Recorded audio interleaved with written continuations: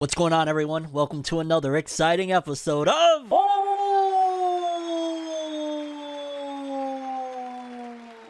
the only news source that provides anything and everything anime and manga related. And we don't bore you. We get into it. Let's do it. No matter how you feel, get it done. No matter how you feel, get it done. No matter how you move, get it done. No matter how you move, get it done.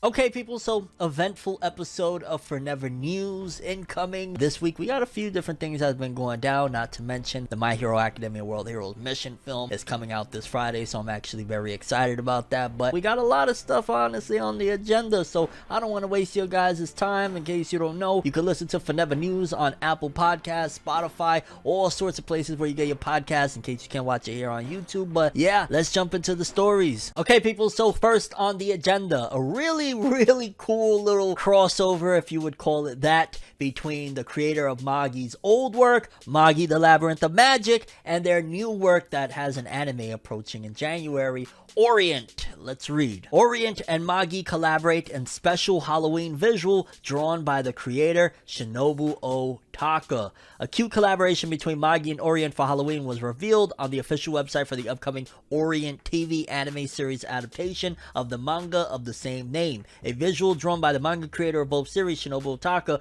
was released featuring characters from both franchises swapping out outfits, and it looks like, okay, we got Morgiana, you got Alibaba, I want to say that's one of the characters from Orient there, and then you got another one of the characters of Orient dressed as Aladdin, then you got Aladdin seemingly dressed as one of the characters from Orient, and yeah, it just looks really cool, and it's dope to see some new Magi, even if it's just this little crossover drawing with Orient. It says Orient is the latest manga series by Shinobu Otaka, who is also well known for Magi.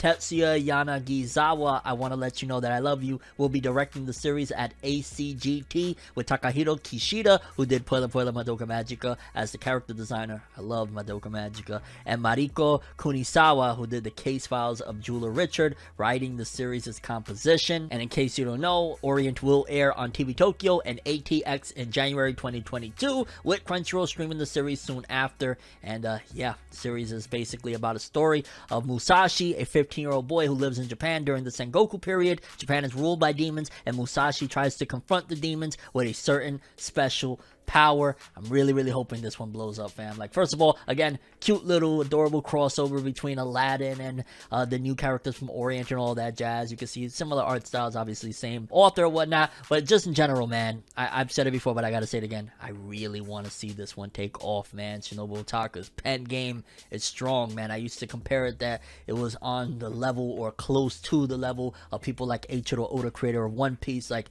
I'm hoping that Orient can be on that same type of wavelength of just being really good, complex, deep, meaningful, and all that jazz, similar to Magi. But again, nice little collab thing, and I would love to see more Magi in the future. I'm just saying, Shinobu Otaka, a little Magi here and there, you know, a little one-shot, promoted crossover one-shot, I wouldn't be mad at it. Yeah, people, just a fun little crossover thing there I wanted to show you guys. Next up, we got the Shonen Jump author comments. Let's read. For starters, we got Hajime Komodo, author of Martial Magic and Muscles. Make it hot and pretty much anything is good. Okay, so he's saying, like, if you heat anything up, it'd be good. I don't know about that. Like, hot water ain't that good, but I guess he's meaning meals. But you melt ice cream. Well, actually, I've heard deep fried ice cream could be good. I don't know. I'm talking on some fat level.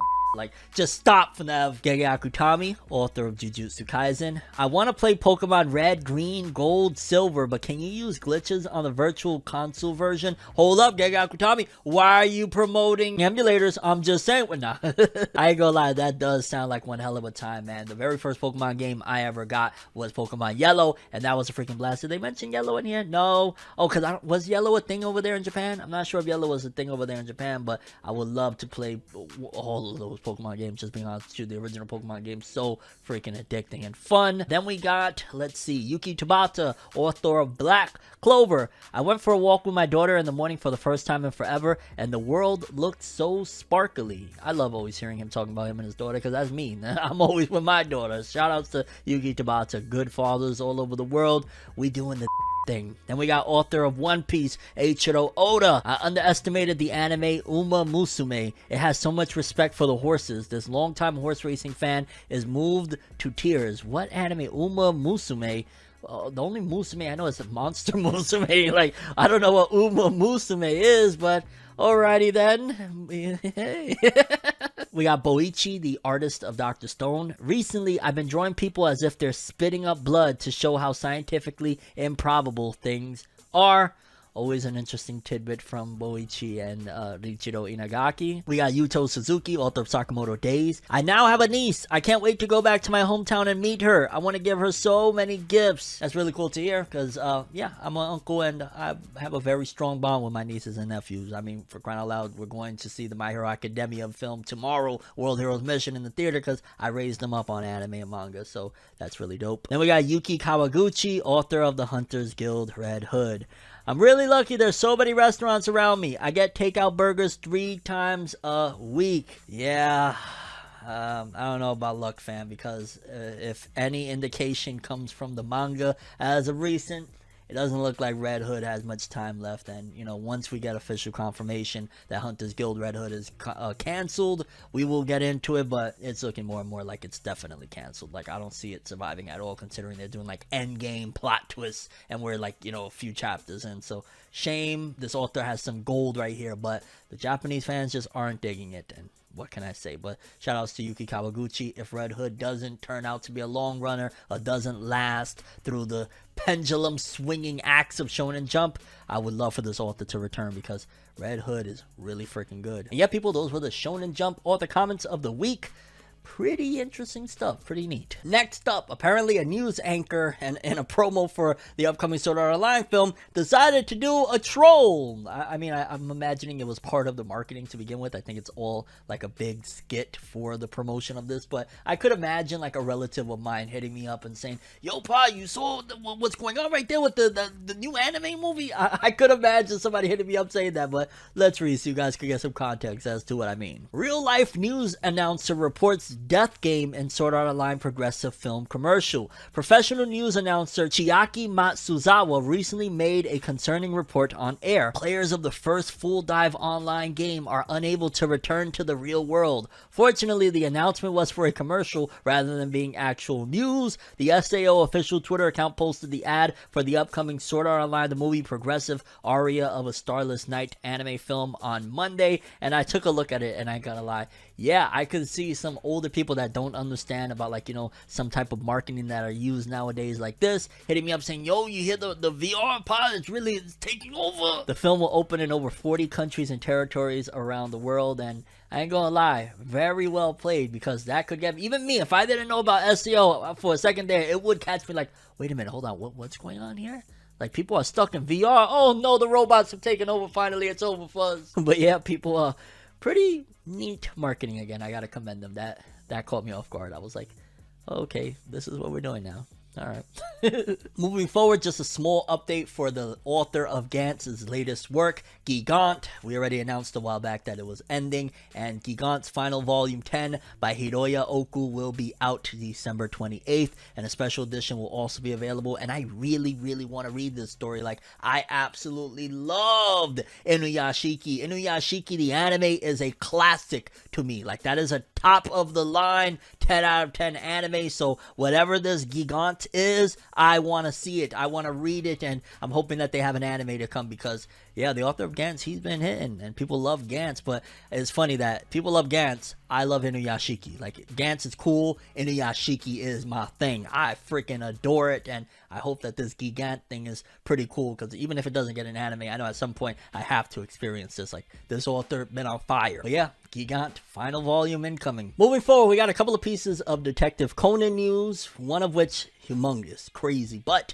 for starters, it says, next case closed, aka Detective Conan anime film gets teased in spooky Halloween visual. With Halloween right around the corner, the Onizuka class from the Metropolitan Police Academy have headed to Shibuya to party the night away, and the new teaser visual for the next case closed anime film shows their spooky outfits glisten under the moonlight with Shibuya 109 and the famous Shibuya scramble screen in the background with the words Detective Conan 2022 faded at the bottom. Nothing else is known about the film at this time, with this being the first visual for it, the first after the Detective Conan The Scarlet Bullet, which was finally released in Japan in April 2021 after being delayed multiple times due to the pandemic. Case Closed has also teamed up with the local Shibuya city government to warn people to stay home this Halloween rather than visit Shibuya Scramble and the local area to party. Posters are currently up all around Shibuya with Case Closed characters with the catchphrase "Home Halloween," which, okay, you know, it's to be expected. Until it actually ends, we are going to be getting Detective Conan movies for the foreseeable future. It is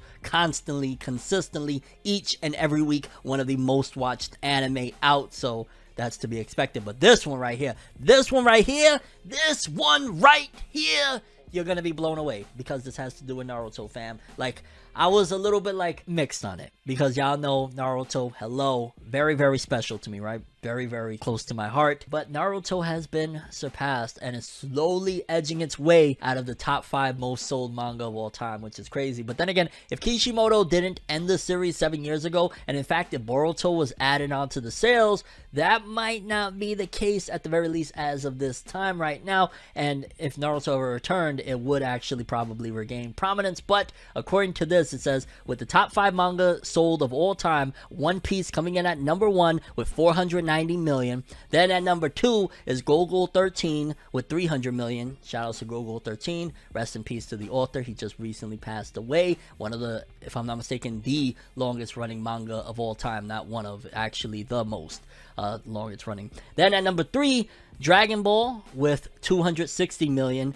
And then it used to be Naruto at number 4 with 250 million. However, just edging it out is Detective Conan with probably slightly over 250 million, but enough to put it at number 4, knocking Naruto down to number 5. Let's just say if Demon Slayer got a sequel series that was still named Demon Slayer tomorrow, Naruto's going to number 6, getting bumped out of the top 5. I can't even fathom right now that Naruto has been surpassed and is slowly edging out of the top 5 most sold series of all time. I mean, I get it. Don't get me wrong, it's been 7 years now. October, if I'm not mistaken, it was either October or November of 2014 that the original Naruto manga ended. We only had, what, like the little Spring of Youth one-shot thingy that came out about, you know, Sarada Gaiden. We had that for a little bit, and aside from that, it's been Boruto, that I don't believe Boruto counts towards Naruto sales, because it's just like considered a different IP altogether, even though it's a spin-off and Naruto is regularly in there, and the anime is Boruto Naruto Next Generations. But yeah, I don't think those sales count towards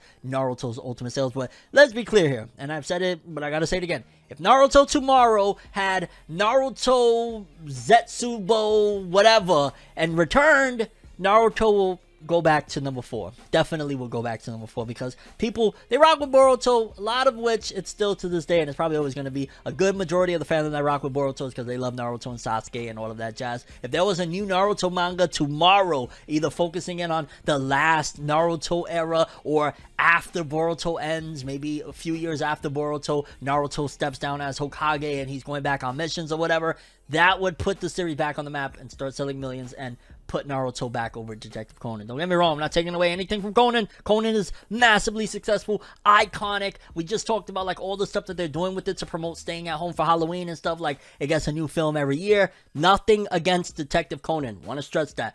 But Naruto's that Naruto, you know what I'm saying? Like, yo, Naruto is a icon as well, and especially, of course, in the West, there's no denying that Naruto, again, if it came back tomorrow, Naruto, not Boruto, Naruto, it would be a different ball game, and we would skyrocket. But a man can only wonder what the next move will be for the Naruto IP down the road. Either way, Detective Conan surpasses Naruto, nearly bumping it out of the top 5. I don't even know what's to come. Like, I'm not sure exactly what comes after Naruto, but if it's any series that's close, we could be seeing Naruto's days of being top 5 most sold coming to an end, which is kind of crazy to think, because Naruto is one of the most iconic and most impactful worldwide series of all time. Like Naruto, Dragon Ball, they're there. Like, wow. But yeah, people, shout out to Detective Conan making major moves. Okay, people, this one blew my mind a little bit. Like, and we got a couple of very weird and odd stories that we're going to be covering in this episode. This one in particular, you're going to be like, humanity, what are we doing here? According to this, a man used a COVID loan to purchase a $57,000 Pokemon card. A Georgia man faces a charge of wire fraud after federal prosecutors say he spent $57,000 he received from a COVID relief fund on a Pokemon card. According to USA Today, Vinith Odomison of Dublin falsely applied for money from the Economic Injury Disaster Loans designed to help small businesses experiencing hardship because of the COVID pandemic. He claimed that he was the sole owner of a business that brought in $235,000 in a 12-month span and had 10 employees. On October 4th, 2020, he received a deposit of $85,000 into his bank account. Roughly 5 months later, on or around January 8th, prosecutors said Odomison spent $57,789 of funds deposited to help his business on a Pokemon card. The card was not described in court documents, and rare Pokemon cards can be worth hundreds of thousands. Now, here's the thing. I'll say this, and I'm not trying to believe me, I'm not trying to defend dude, but I just gotta keep it real. Depending on the nature of his work, which I gotta imagine that they know the nature of his work, because let's just say he's a Pokemon YouTuber. That right there could be an investment for his YouTube channel. That right there, yeah, you could have 10 employees. Like if you have multiple video editors, people that, you know, check your email and handle your social media, you could have 10 employees, you could have a YouTube Pokemon channel, and all of that could actually be legit. That could be an investment into your channel. Maybe things was falling apart at that time, so there is a possibility out there that this very well could have not been fraud, and they're looking at it as fraud because damn, you were supposed to use that money for something else, and instead you bought a fucking Pokemon card. So I understand that aspect of it. However, it could have been a very poor choice that was actually legitimate. I just gotta throw that in there. I know more than likely it's probably not. Probably dude was lying, saying that he has a car salesman business or some out of this world shit. However, there is a possibility that that wasn't actually fraud.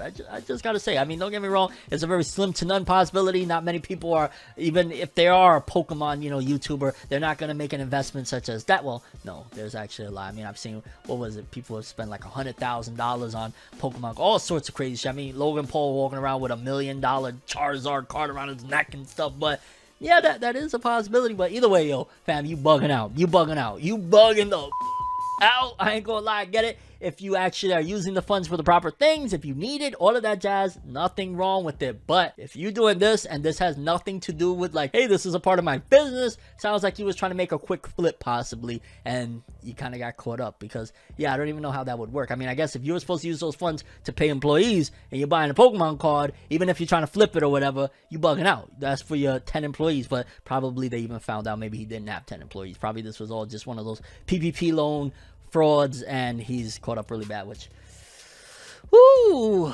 rip to that man. He's gonna get a lot of trouble if that's the case. Again, there's a possibility. I know I'm fighting. I'm like his defense attorney right now, but man's is probably cooked. Either way, man using $57,000 loan for a Pokemon card. I gotta know, what card was it? It had to have been like a Charizard or something, right? Like, imagine if some terrible card, like a freaking, I don't know, shiny Pichu or some dumb that, oh, that would be terrible. Okay, people, next up, we got some insight for the future of the Boruto anime. The next, I want to say 4 to 5 episode titles we have here, and I caught a lot of flack recently over talking about the upcoming stuff from Boruto, so I'm just gonna give you guys the titles, and I'll let you guys be the judge of what the heck you think is about to go down with the upcoming arc, because right now we're in the new CHUNNIN exams. This is anime original, anime exclusive content that didn't happen in the manga, and it'll be a while before we get to manga content, because we're really close right now to the events in the manga. There's not enough content, even if they wanted to continue adapting.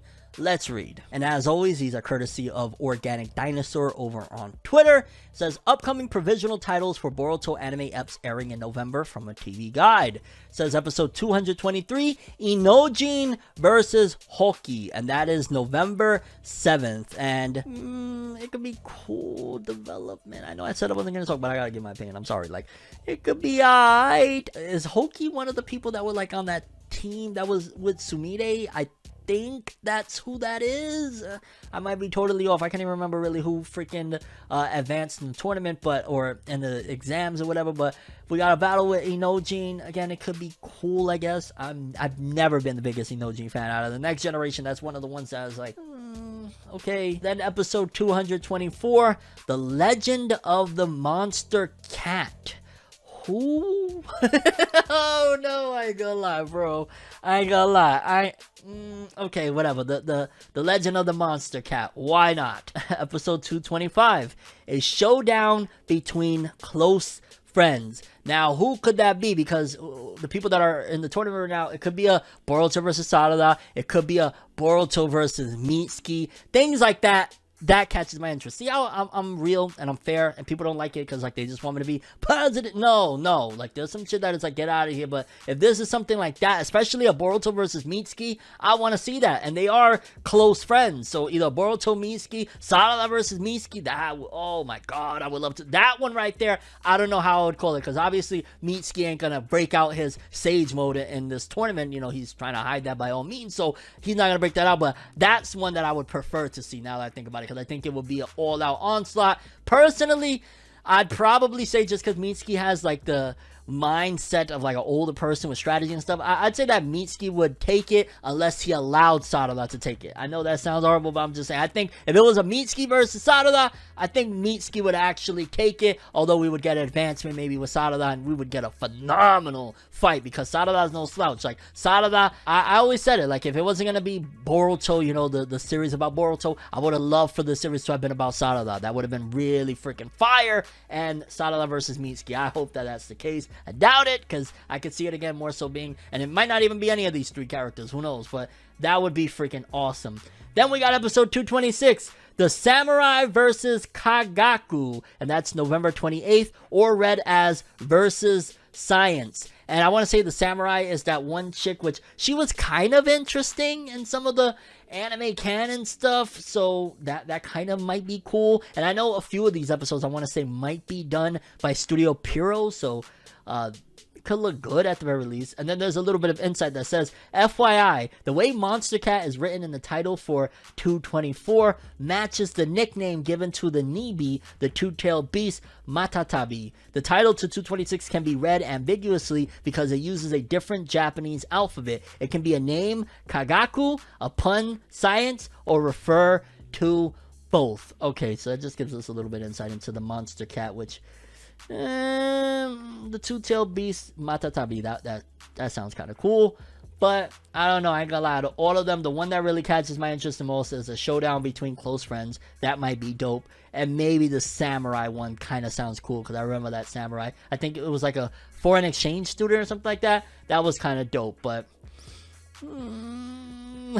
let me not say the Dark Ages. Whoa! But yeah, people, those are the episode titles. When we get some synopsis, I'll definitely make sure to bring you guys that insight and info as well as to what these episodes are going to entail. But for now, we know that at the very least through November, we're going to really be entrenched in the new CHUNNIN exams and the 1v1s, which seems like that's really why they rushed through. In case you ain't see episode 221, they rushed through some of the early exams. They rushed through the cheating exam, you know, cheating don't get caught. They rushed through the Forest of Death, which I really would have liked for the Forest of Death to have been, you know, a little more focused in on, and it seems as though they really did all of that just to get to these 1v1s, so hopefully they handle these really well. I'm really hoping, especially the battle between close friends. I really want it to be Sarada versus Mitsuki, please, but we gotta wait and see. Next up, small update from My Hero Academia, but it is interesting to take a look at what it's doing outside of just, you know, the US and Japan, because according to this, it says My Hero Academia has sold over 2.1 million units in France since January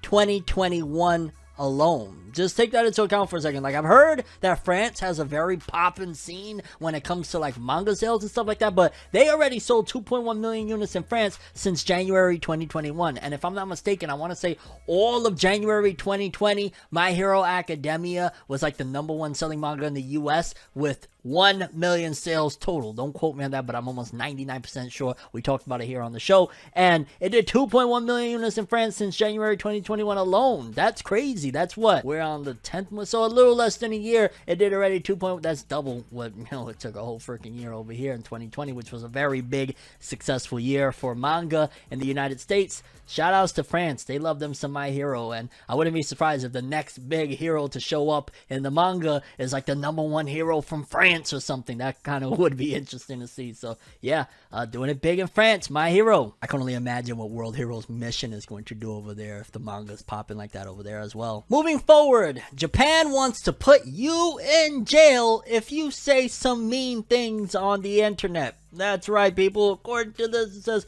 Japan seeks to use jail time as punishment for online insults. Japan seeks to use jail time as punishment for online insults. According to the Japan Times, a plan to introduce prison terms as part of tougher penalties for online insults in Japan was approved Thursday by an advisory panel amid a growing need to tackle cyberbullying, the Justice Ministry said. And is this a good move or a bad move? I'll be honest with you. I feel in certain regards when it comes to kids, because you got to imagine, right? When I was in school, bullying was a thing and whatnot. And that's that. You leave school, you go home, you're away from the bullies. It's tough though, because school is something you got to go to every day. Now imagine that online is not like when, you was younger. Online now is everything to people. Like, this is real life to a lot of people, that phone. So when they open up that phone, that they want to go on their, social medias, they want to go on the Twitter, the Facebook, the Instagram, they want to go on TikTok, and they're going all over these places, and they're getting slandered. A 10-year-old kid hearing a whole bunch of insults to them, they can't handle that. Like, what I'm saying? Like, for me, I'm a seasoned vet to this. I've heard every possible mean and up thing you could tell me, about people I care about, all sorts of stuff. It still bothers a little bit, but I've grown to a point where it's like, man, eat a dick, get the away from me. So I can only imagine though a kid going through that, because when I first started YouTube and things was taking off and I would get 100 million insults in a day, and I'd be like, yo, what the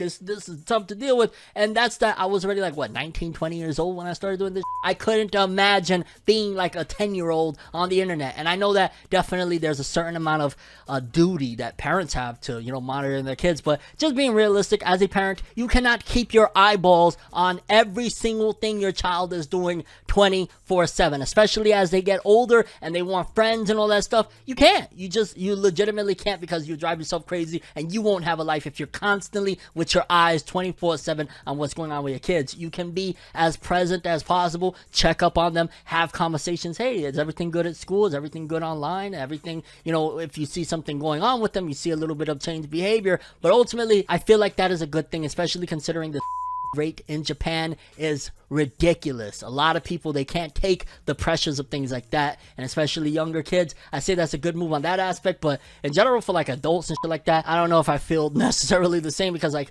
even if somebody says messed up things to me, right? First of all, that's a reflection of what they feel and who they are. That's none of my business. Like, that's the way I look at it. Like, if you hate me, you got some really messed up shit to say, that's your business. That's not my business. I don't really give two you know what I mean? But I'm not necessarily going to be sitting here like, I hope you do 25 to life for calling me an idiot. Like, no. So I don't know. This is going to be a very weird and interesting experiment, I guess you could say, over there in Japan, to see if it calms things down. Because if that is effective over there, if like insults and people committing suicide due to insults and cyberbullying and all that stuff, if that decreases it dramatically, that could be something that they could look at to implement moving forward around the world. And that could be something scary. So we gotta wait and see, because they've been trying to regulate and control the internet for a very long time. And this looks like another aspect added, that if it becomes a mainstay globally, the old days of the Wild Wild West internet is slowly coming to an end. It's already almost at an end, to be honest with you. You could barely say any freaking curse words or anything like that here on the internet without going left. So yeah, moving forward, we got a couple of pieces of Jujutsu Kaisen news, in particular about Jujutsu Kaisen 0, the film. For starters, we got a new Jujutsu Kaisen 0 movie key visual that's revealed, and I ain't gonna lie, it is all that and a bag of chips and a free soda and a bag of popcorn. This looks insane. You got Yuta, you got the spirit of Rika, you got his teammates, I guess you could say. You got Suguru Geto, you got Gojo's eye at the upper left corner, and every piece of it looks incredible. My God, somebody please send me to Japan. Oh, I can't freaking wait to watch this film. I wish that it was like debuting globally on December 24th. Like, that would be the, I ain't gonna lie, Christmas Eve, yeah, I'll wake up early, take my kiddos to watch Jujutsu Kaisen 0, and then go get some eggnog and chill out. Like, that's, well, I don't know about eggnog, I don't really like eggnog, but I love Jujutsu Kaisen. And just in general, this visual is freaking amazing. Whoever designed the art for this one, you did a phenomenal freaking job. And while we're on it, there's close-ups of a lot of the art for this upcoming film. I guess it's like promotional images. Like, for starters, we got this close-up of Yuta that looks really, really awesome. See, it says sample across it, so I guess it's looks like for probably goods and things that are going to be connected to the film. You got Yuto Kotsu, you got Maki, oh my god, you got Inumaki, you got Panda, you got Gojo, and you got Suguru Geto. And I ain't gonna lie, I could tell Mappa is sparing no expense. They're leaving no stone unturned when it comes to making this film everything they possibly can. They know that they pull Demon Slayer Mugen Train with this film, the money for Jujutsu Kaisen is going to go tenfold, and it is already on pace for being the biggest selling manga of 2021. You add a Mugen Train effect for it, oh, yay, Santa Maria Madre de Dios. Yo, shit brought out the Hispanic talk in me. Big ups to Jujutsu Kaisen. I have no doubt in my mind that this film is going to look incredible. Moving forward, cool little small update for D-Grayman. According to this, it's the Jump Square Rise Fall 2021 cover. And y'all know, I think it was announced that D-Grayman was entering its final arc not that long ago. And this cover looks incredible. It looks as though Alan Walker is like in front of a bunch of like fall leaves, and then I don't know what that is. That I forget what they're called. It's been so freaking long, but kind of looks like Kuro Sensei from Assassination Class from next to be honest with you. But it looks great, and yeah, I wonder if how much longer D-Grayman has. If it already had entered its final arc, or it was ending, something along the lines of that. It has probably a little bit to go, but yo, the author of D-Grayman, look at that cover. I can't get over it. Like, woo! Amazing stuff. Amazing. Oh, yo, the star on the forehead. Oh my god, it just brought me. That's probably where the inspiration for Julius from Black Clover came. Tabata loves him some D-Grayman. Yo, shout outs to that. Why am I talking about Black Clover in the middle of this D-Grayman? Like, it's a little piece of news. Shut up for now. Just talk D-Grayman, god damn it. No, it's a real though. Epic cover. Really awesome stuff. D-Grayman, shout outs. Next up, Dragon Ball video game fans. This one right here gets me excited, because I ain't gonna lie, it's been a little bit since Dragon Ball gaming has been like a, I don't want to say a big thing, because I bought Kakarot, even though I didn't play too much of Kakarot. I bought Kakarot, pretty cool game from CyberConnect 2. Would have probably preferred more of just like the style of what they did with the, you know, Demon Slayer game that's kind of like Naruto Storm. I just really love that engine, but Kakarot was a cool game. Fighters, probably one of the best Dragon Ball fighting games of all time. But Xenoverse 2, back when I was into it, now it's like, yo, we 5-6 years away from it now. Like, I'm not really all that into it. But Xenoverse 2, when it was fresh, I beat that game. I don't beat games like that. I beat that game, but I don't beat games like that. So that tells you that I was pretty invested in Dragon Ball Xenoverse 2. Well, according to this, because one of the people over at Latin America Bandai Namco had mentioned about Xenoverse 3, it started trending everywhere. It had like 10,000 tweets. It was trending in the United States. It says, Bandai Namco Latin out here directly acknowledging the idea of Xenoverse 3. Somebody from the team had said to a fan, for real though, I do really hope our dreams come true and we eventually get a sequel that we want so much, referring to a Xenoverse 3. And I ain't gonna lie, call it Dragon Ball Super Xenoverse. Boom. Do all of which, I know that there's been like a ton of DLC. I don't know how much of the Super Story was in there, but redo it all. Put the Broly film in there as a big, you know, map or whatnot. Maybe even go back to OG Dragon Ball. I always say that's a great idea that they never give a shit about, because OG Dragon Ball wasn't that popular, but do everything from the beginning of Dragon Ball. Do Dragon Ball, Dragon Ball Z, Dragon Ball GT, Dragon Ball Super, the movie. Like, you can add all that, which again, I know that they've done a ton. Like, there's no way they haven't done a lot of, if not all of that throughout all this time. But if you're gonna do a Xenoverse 3, you got all of that stuff. Then on top of that, you got the stuff that's in the manga that hasn't even been animated yet. So there's that content. You could even throw in a bunch of stuff from Heroes, which again, I might be talking out my ass. They might have done a lot of this already with Xenoverse 2. I just haven't been invested in a long time. There's new hardware out there. There's the PlayStation 5 and the new Xbox and stuff like that. Give us a Xenoverse 3, maybe even an original story. I would love an original story, I'm just saying, which again, I think that was kind of the whole idea with Xenoverse 2, where it's like Future Trunks and stuff. Like, Xenoverse 3, it would just be incredible. It would be a game that it would take a long time to get me off of there, because I loved Xenoverse 2 so much. The creative character, it was a blast. It was a lot of fun. So who knows, maybe this could be a step in the right direction, showing Bandai Namco like, we really would love a Xenoverse 3. There's still a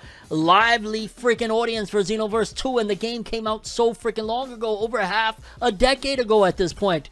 Give us Xenoverse 3. I think the fans deserve it. They've shown their support enough already. No more DLC. Cut it out. Give us Xenoverse 3. I'm just saying. But we gotta wait and see. Either way, Xenoverse 3 was trending, which shows that there's a lot of interest for it. And hopefully Bandai Namco sees that and be like, maybe we could stop milking the DLC and give them a new one. Moving forward, few people hit me up to talk about this one. I'm not too familiar with the series other than I know it's sold very well, and I've talked about it a ton, but I'm not familiar because I've never watched it or read it. The quintessential Quintuplets movie is scheduled for early summer 2022 in Japan, and there's a new visual for it. And I want to say I remember that there was an announcement that there was an anime continuation coming, and a lot of people were under the impression that, oh, there's going to be a new season. Then eventually they announced, no, it's not a new season. They're actually doing a quintessential Quintuplets movie. And for those that were requesting of me, there you go. There's a new visual for it. At some point, I do want to watch it. I want to say my niece checked it out and she was telling me a little bit about it, but I'm just not really into it right now. That doesn't mean that I can't be, because again, despite all of my reporting on it, this is one that's kind of been under the radar for me in terms of I just never checked it out for whatever reason.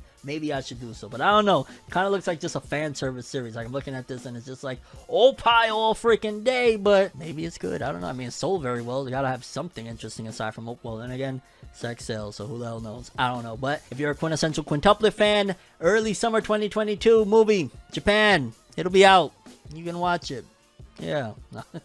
Next up, people, No Game No Life update. It's been a long time since we had No Game No Life info. This says right here, No Game No Life will make a special announcement in the upcoming monthly Comic Alive issue out on November 27, 2021 to celebrate the release of Light Novel Volume 11, which is the first volume released after a 3.5-year break. And a lot of people are very hopeful that this is some type of anime continuation, because I believe we had the first season of the anime, and then there was a film, and then there's been, it's been radio silent quiet, and then of course there was a 3.5-year break. So with this new thing coming out, people are hopeful that this big announcement is going to be anime season 2 returning, which I remember from what I watched of No Game No Life back then, I want to say I had seen maybe half of the first season. They didn't drop it. It was just kind of like got busy in my life, forgot about it. And I remember it being pretty good, and I remember saying like, I like this more than Sword Art Online, and back then I kind of was digging Sword Art Online a little bit. So that's something interesting. I'm looking forward to seeing what they do, if it's going to return. I remember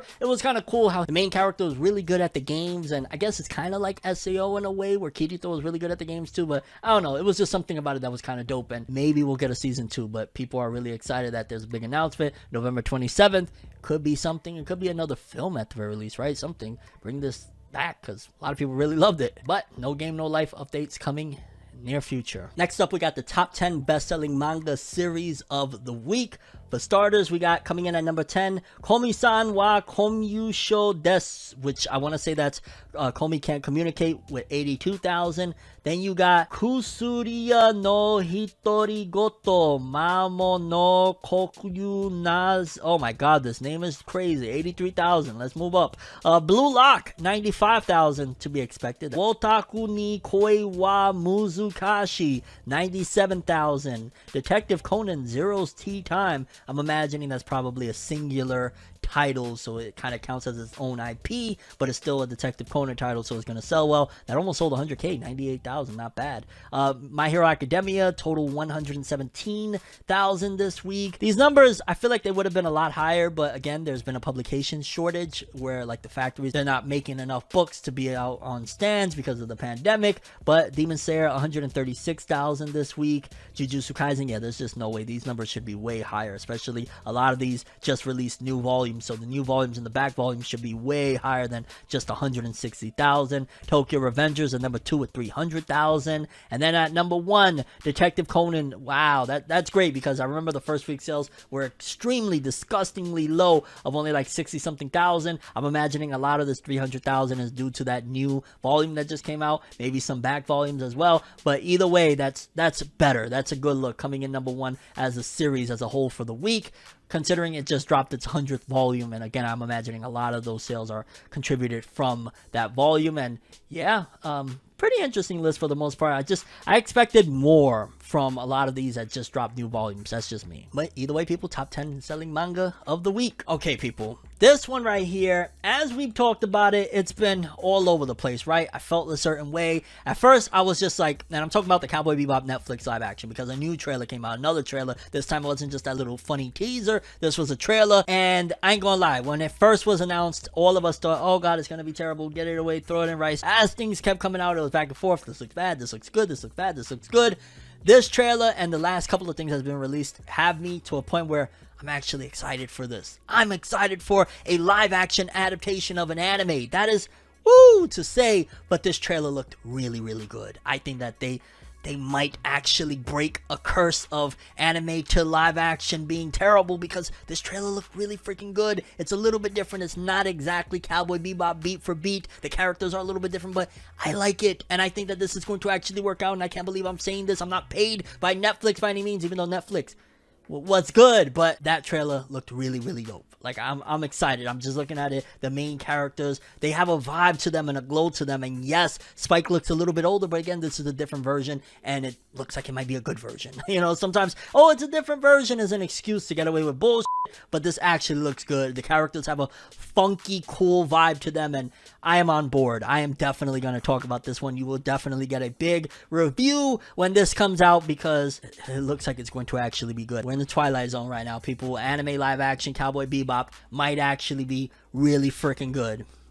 Who would have thunk it? But I highly recommend you check out that trailer. And also, they released another key art and stills for the series, and in particular, again, it just has the 3 main characters, and it looks like this is going to be good, man. This could really be good. And the way Cowboy Bebop is set up, it could lend itself to that. If this actually is knocked out of the ballpark, they could eventually even do a sequel to this, because again, Cowboy Bebop is very episodic in between the events, and depending on how they do the ending, it could be changed to, you know, we could get a season 2 or something. Again, I'm jumping way ahead because we gotta actually see it to make sure that it's good, but the last few things, from that opening to that teaser that they had to now this trailer, all 3, it's out the park. Let's hope that it's as good as what it's been promoted. We got a little bit time left. We got a couple of weeks to go, or I think less than 2 weeks now, right? Yeah, like less than 2 weeks. I'm excited for this Cowboy Bebop live action.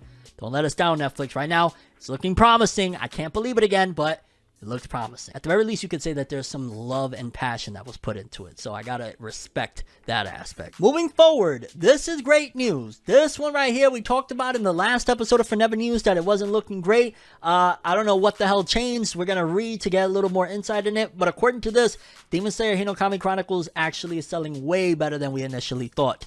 Demon Slayer, the Hinokami Chronicles game, has $1 million, 1 million copies in circulation worldwide, so that doesn't necessarily mean sold. It still could very well only have, let's just say, 200,000 actually sold, but they put 1 million copies out there. It says the official Twitter account for Sega's Demon Slayer Kimetsu no Yaiba, the Hinokami Chronicles game, announced on Wednesday that the game has 1 million copies in circulation worldwide. The 1 million is for copies in circulation that the company has released, but not necessarily all sold. The number is not a sales statistic. The account also states that the game's first free update will launch soon. Who knows when? You're starting to get me a little bored. I really want to play with some demons. Rui and Akaza will join the game as playable characters in its first free update out of 3 planned updates after release. And of course, the game launched in North America and Europe for PS5, PS4, Xbox Series XS, Xbox One, and PC via Steam on October 15th. And the game had a digital deluxe edition, which that's the one that I got,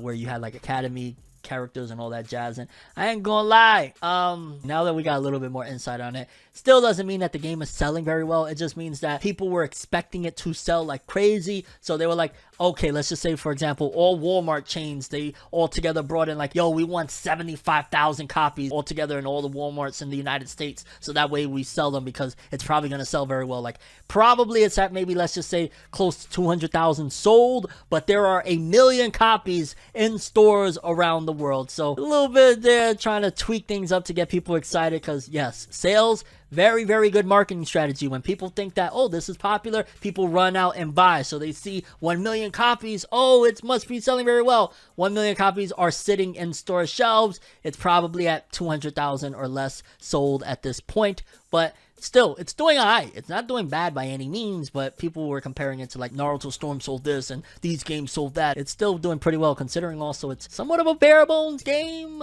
Like, you can definitely see that they're trying to support this with DLC for the next million years to come, but I'm having fun still. It is getting a little bit stale, and I'm really hoping for these demon characters ASAP. Rui and Akaza, let's see what they do, and if they give a little bit of a revitalization to it, because you don't only have so much fun with online with like 10 characters. Come on now. Either way, that's the update for the Hinokami Chronicles. 1 million copies sitting in stores, about less than 200,000 and sold, I want to say. Moving forward, we got the weekly Shonen magazine author comments. Starting off with Hiromashima, creator of Fairy Tail of Eden Zero. He said, Gate of Nightmare has been released. Check it out. What is that? Is that a video game? I'd imagine it's a video game. Maybe I'm off on that. Maybe it's a manga or something, but I'm almost certain it's probably a video game. Maybe is that the one that he was working on?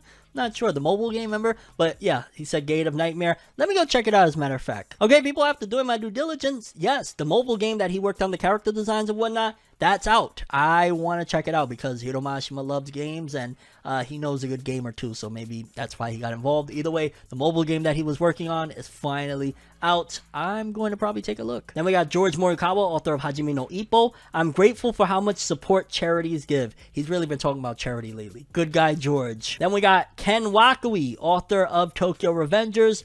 I bought the travel pillow my editor K recommended. The sense of stability is incredible. I wonder if he actually traveled anywhere, or it was just like a travel pillow that he's going to just sit at his desk. It's so sad sometimes when you think about like these mangakas are prisoners to their manga and their series. Crazy. Randomly, I want to throw this in here just for the sake of it because I've been hearing about this series a lot lately and I'm actually interested in it. It's by Negi Haruba, Ranger Reject. I gave VR roller coasters a try, but gave up once I got sick on the climb up a hill.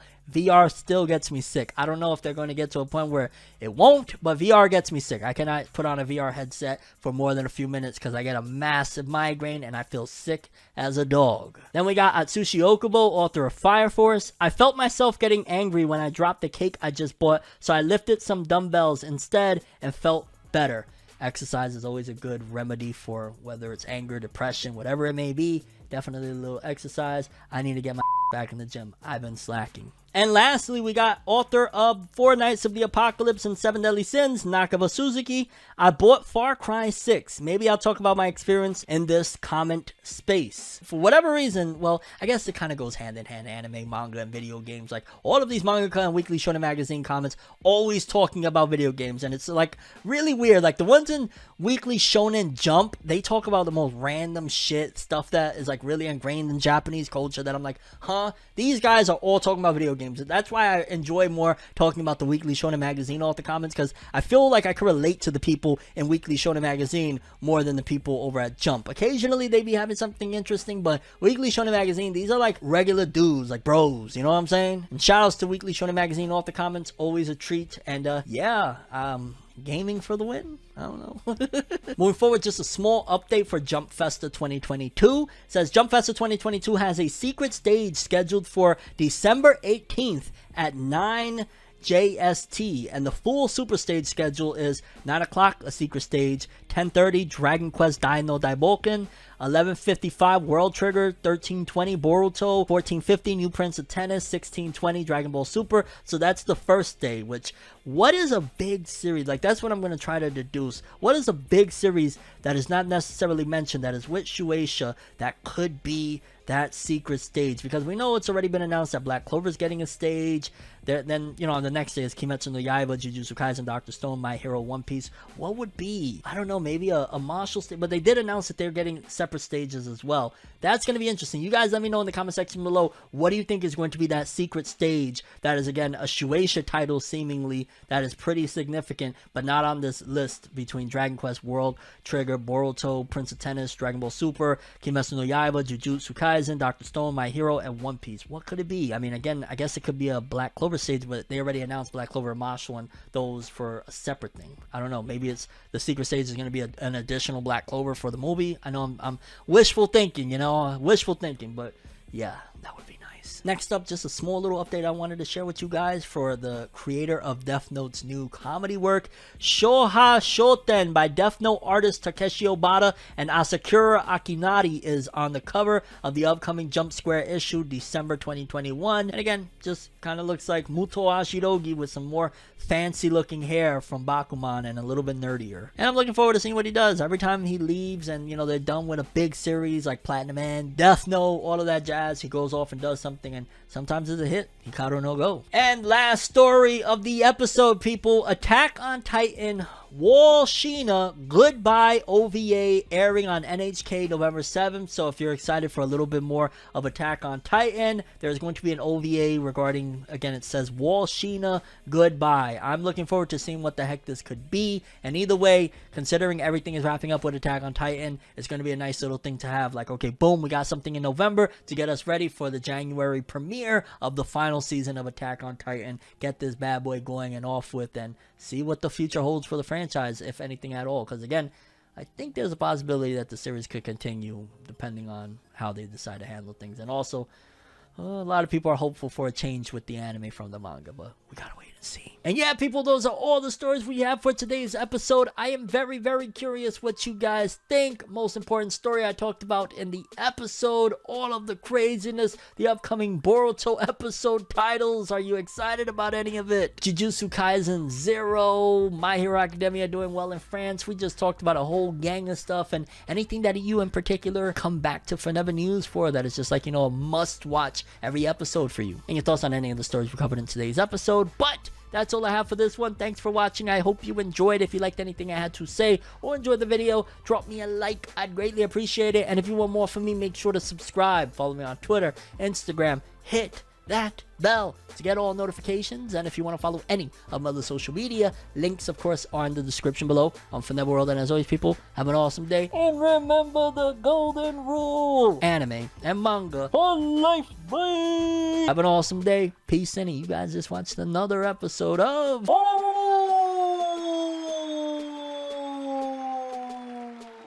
Have an awesome day.